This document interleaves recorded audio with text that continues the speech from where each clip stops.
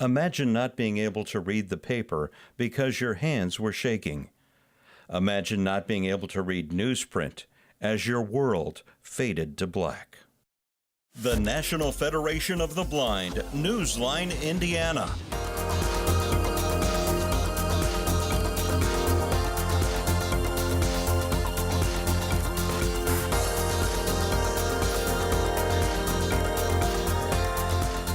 With your host, Lee Martin, and co-host, Florence Myers-McSwine.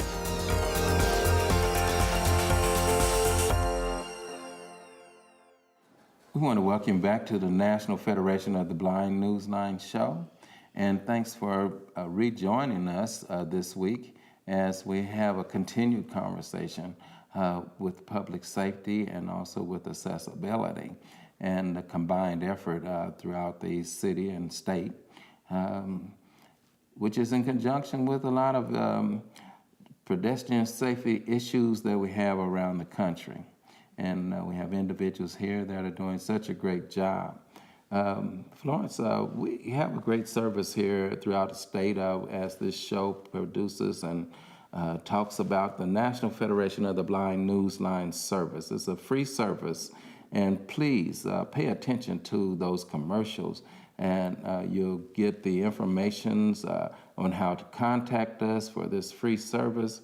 I mean, individuals that are blind, print challenged, those that are deaf-blind, those with certain forms of dyslexia, now can use a multitude of devices to read newspapers and magazines, things that sound so frivolous to those that have sight, but it means the world to us that we're able to have this free access 24 hours a day, 7 days a week, where here in Indianapolis, I can pick up a newspaper and read the Indianapolis Star or the Indiana Business Journal, or if I want to read newspapers in northern Indiana, I can, southern Indiana, or if I want to read newspaper in Florida or China or anywhere around the world, we have free access to that.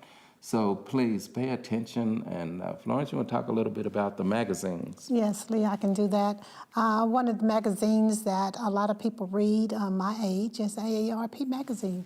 It's a great magazine. It has a lot of information on what's available for seniors. And there's also magazines for people who like to cook, Best Recipes. It's a great magazine to have also. There's Indianapolis Monthly, which is also available. And in addition to Reader's Digest, oh goodness, there are so many to choose from, Lee. Yeah, and the children with that stone soup. They love it. They love the stone soup. So please check out the National Federation of the Blind Newsline, Indiana. And for further information, just watch those commercials or listen to them, and that information will be there. So we're going to take a short break, and we'll be right back.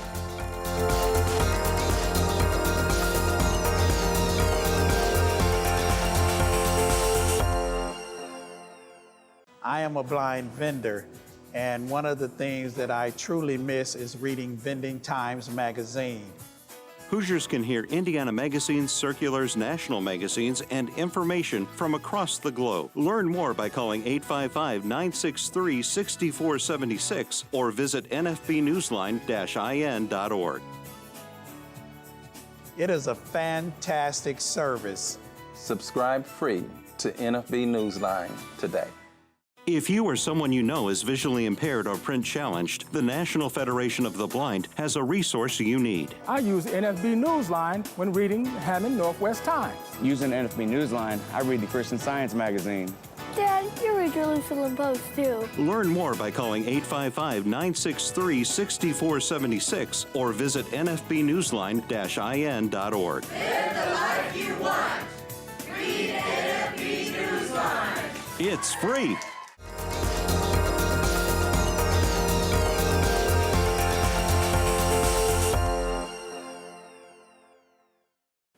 Welcome back to the National Federation of the Blind Newsline Indiana show. And we have our special guest back from last week. We have Miss Allison Bishop from Accessibilities and Miss Kim Irwin from Health by Design. So welcome back to our show. Thank you for having us. Yes. And we want to continue on with our conversation from last week. And there was so much awesome information that we felt like we hoped we wouldn't leave anything out. So here we are again today. Now, on last week's show, we talked a lot about the safety issues concerning pedestrians here in Indiana, and some things that were really very important to the public. Right. And we talked about, as we say, barriers. And let's talk about some things that could possibly improve pedestrian safety here in Indiana. Yes, great. So yes, as we had talked about, there are so many things, unfortunately, that are barriers to people of all ages, of all abilities, of all income levels, being able to get to the places that they want to go and need to go with transportation options. And so that's about ways that they can walk and, again, be safe walking, bike ways and having options for people who bike, transit and being able to get, again, where you want and need to go, riding transit. Certainly we have people who drive vehicles and they fit into that mix as well. And we did talk about scooters a bit as well. I think the work that we do through Health by Design is really about ensuring that people have transportation options.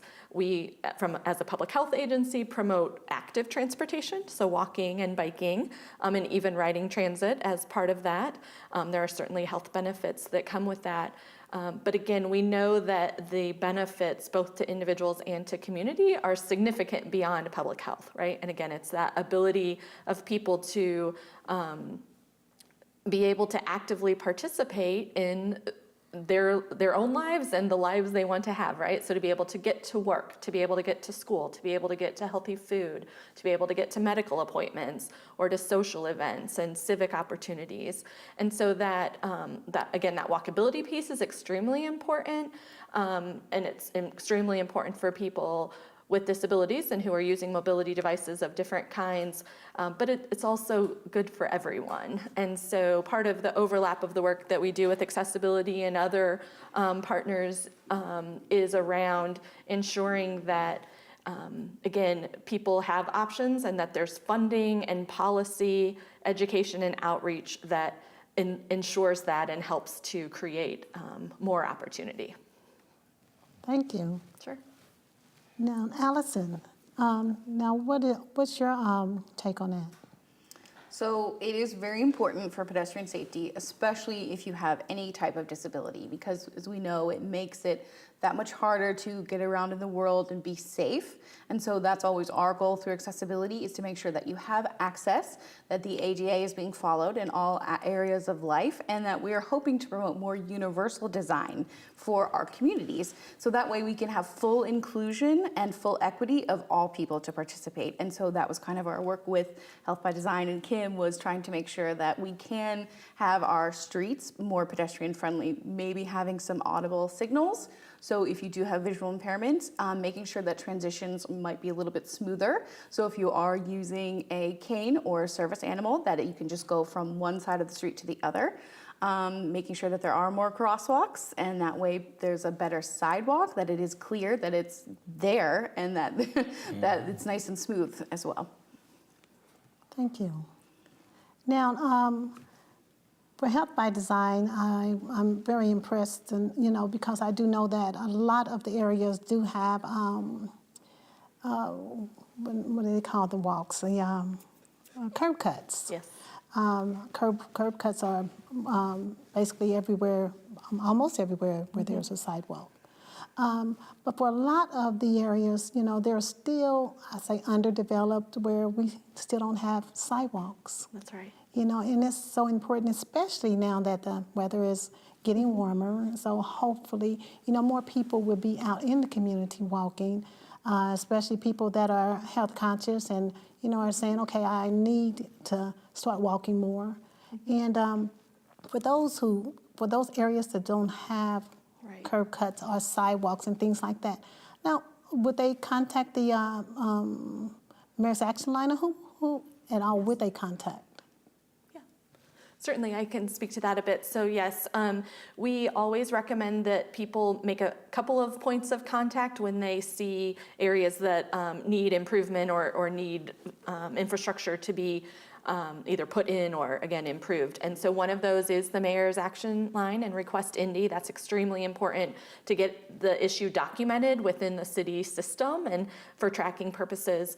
There are mayor's neighborhood advocates who cover every part of the city here in Indianapolis. And so being able to connect with that advocate, let them know via phone, email, that kind of thing, that there's an issue is really important. And then letting city county councilors and other elected officials know is also really a priority. One of the really positive things that has come out of some of the work that we've been doing with safety and other planning efforts is that we are seeing an increase in, seeing new development of sidewalks and new infrastructure being put into place.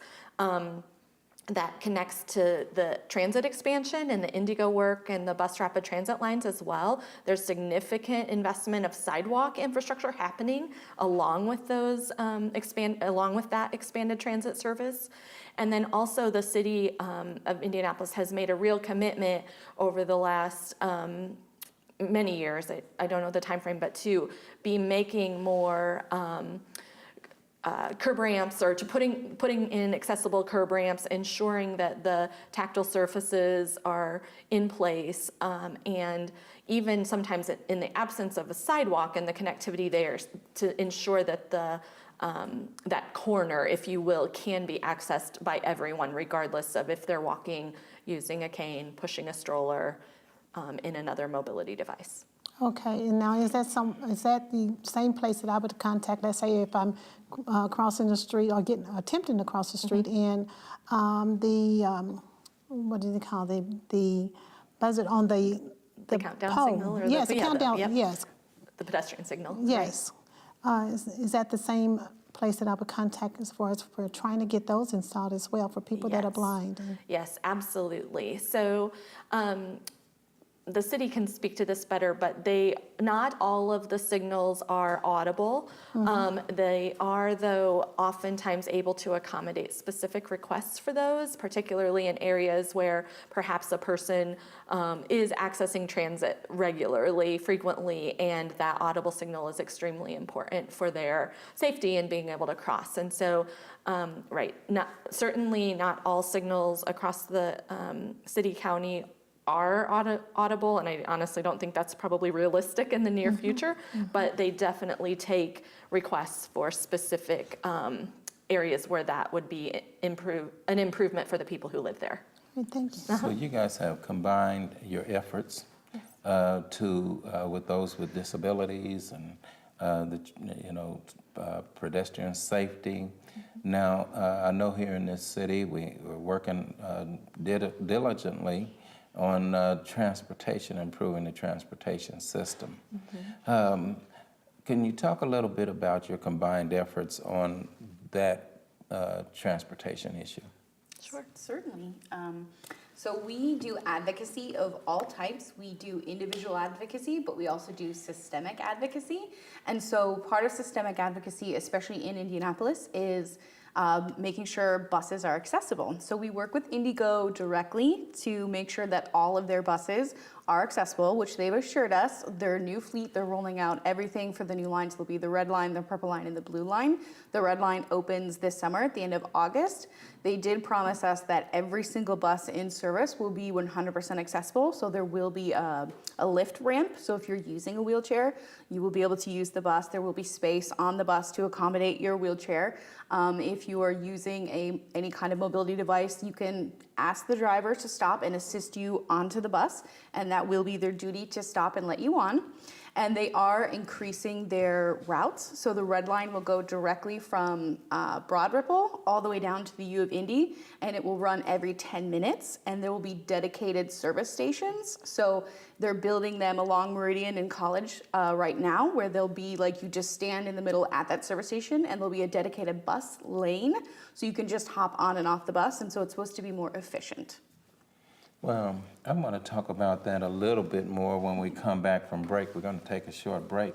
So we're going to hop from this segment and going to hop back in. So we'll be right back here shortly with more information that's very vital to public safety. Stay tuned.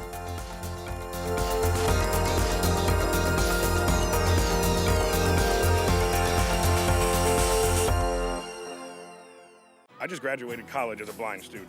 How can I independently find job listings? Thanks to the National Federation of the Blind, visually impaired Hoosiers can hear newspapers, circulars, and magazines from across the globe.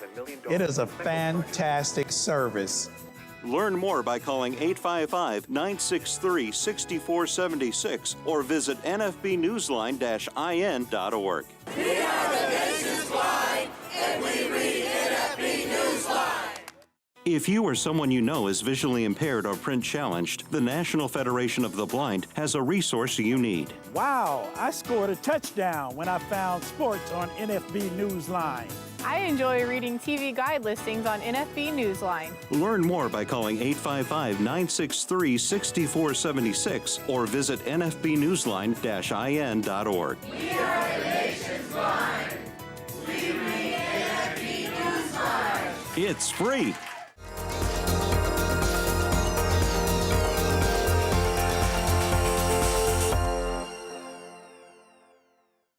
Welcome back to our show, and we're just going to continue on with our conversation.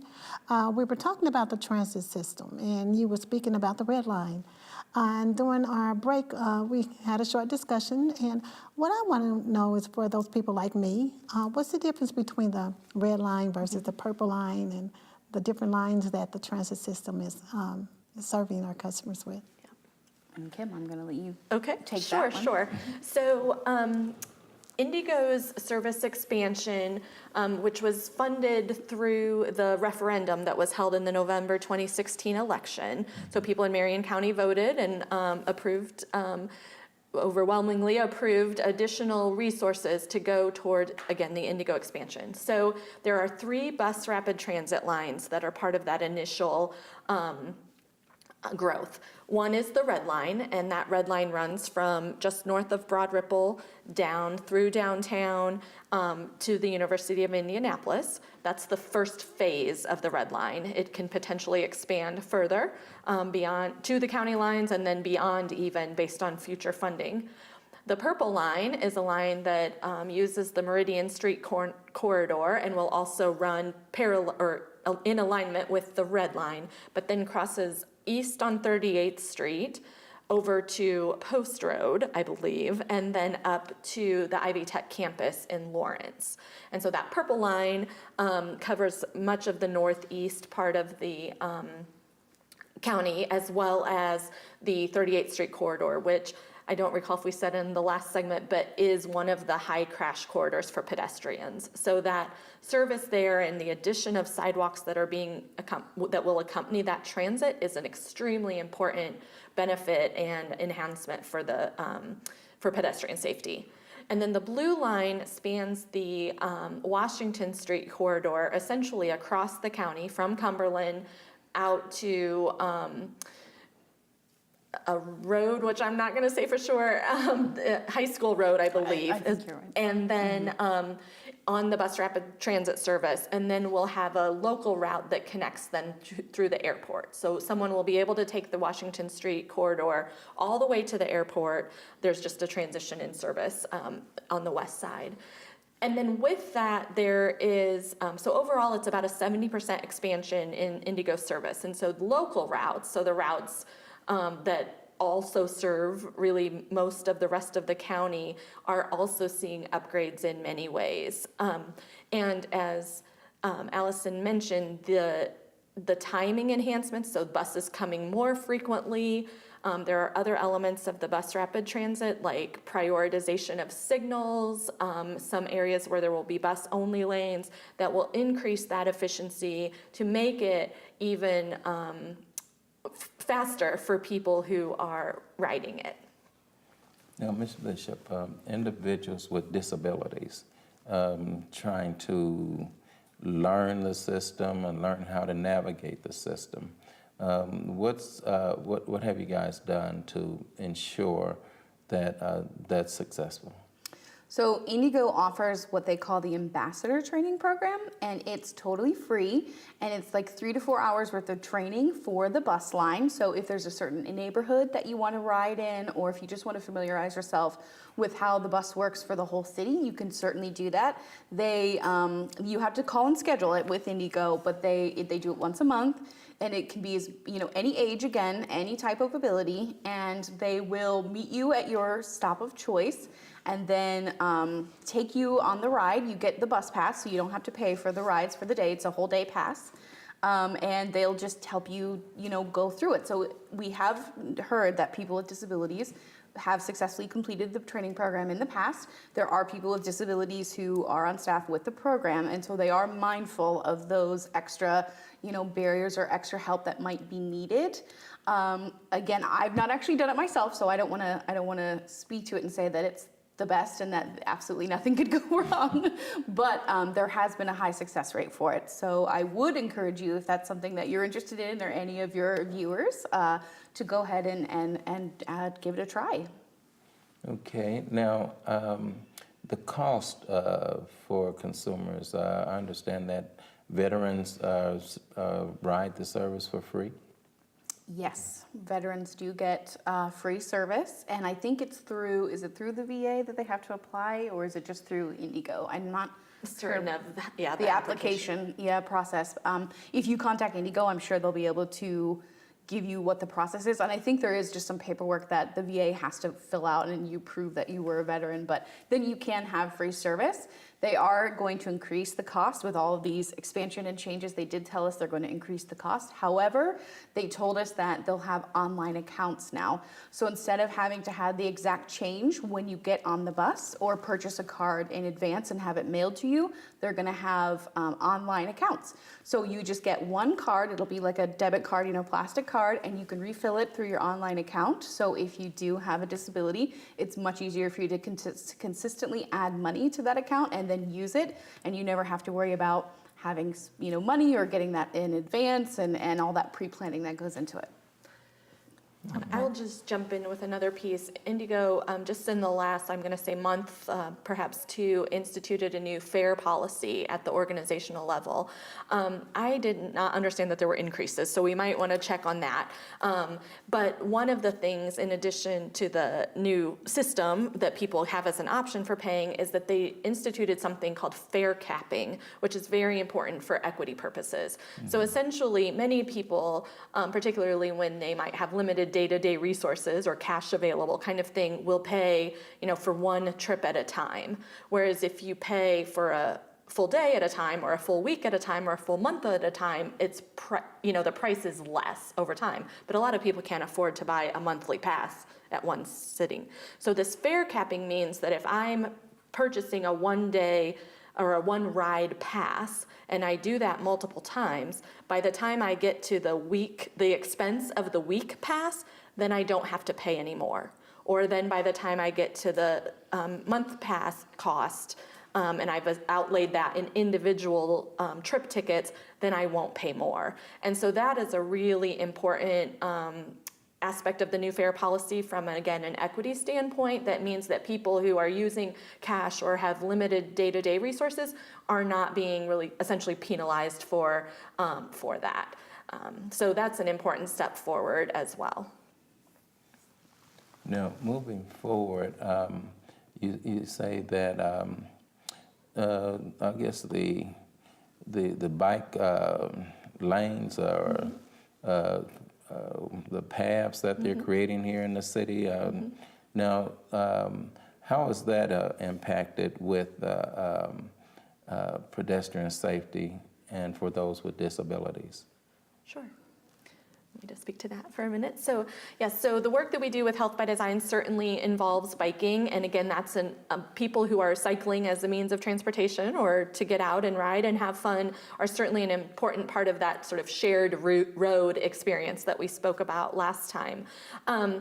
Certainly ensuring that people who are walking and people who are cycling, and again, people who maybe are doing either or, but that have a disability are all safe and have a space where they can ensure or be ensured safety is important. And so I don't think we've used the term complete streets yet, but that is a policy approach. The city does have a complete streets policy, and it is continually being implemented and implemented better. But it essentially ensures that when road work is happening, which we know there's lots of it happening, that the steps are being taken to ensure that everyone, regardless of how they travel, whether they're walking, whether they're biking, whether they're riding transit, they're driving a vehicle, that there is a space for them to be safe, to be accessible, to have access to things, and to have a connected network.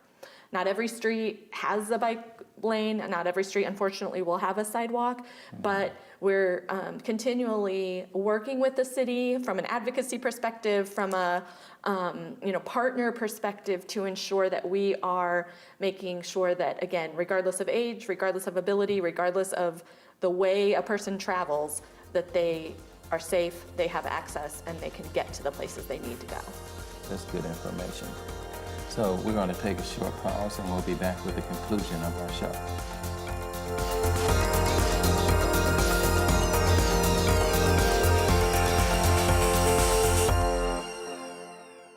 The National Federation of the Blind knows that blindness is not the characteristic that defines you or your future. Every day we raise the expectations of blind people because low expectations create obstacles between blind people and our dreams. You can live the life you want. Blindness is not what holds you back.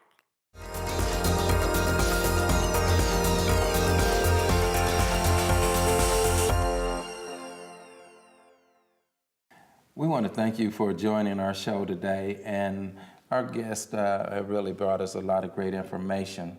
So we're going to conclude the show with Ms. Bishop from Accessibility, leaving us with, I think, a very good comment on what they're doing. So rights are always, you need to fight for them all the time. Just because you have a disability and you have rights just like everybody else, that doesn't mean people will just give them to you. Unfortunately, you do have to fight for them, which is what we're here for. We're the advocacy. We're going to continue to fight for people. However, less than 2% of all decisions made in the world at a government level, at an organizational level, are made by people with disabilities. So we're continuously left out, and we are about 25% of the world's population, so we're the largest minority group. And so we just need to keep fighting and raising our voices. And so thank you so much for having me here and doing this show for all of your viewers so we can continuously work together and have this information broadcast. All right, and thank you so much, both of you, for being our guests. And we've got a lot of information from you. Thanks again. Thank you. Thank you. And join us next week for a brand new show. Take care.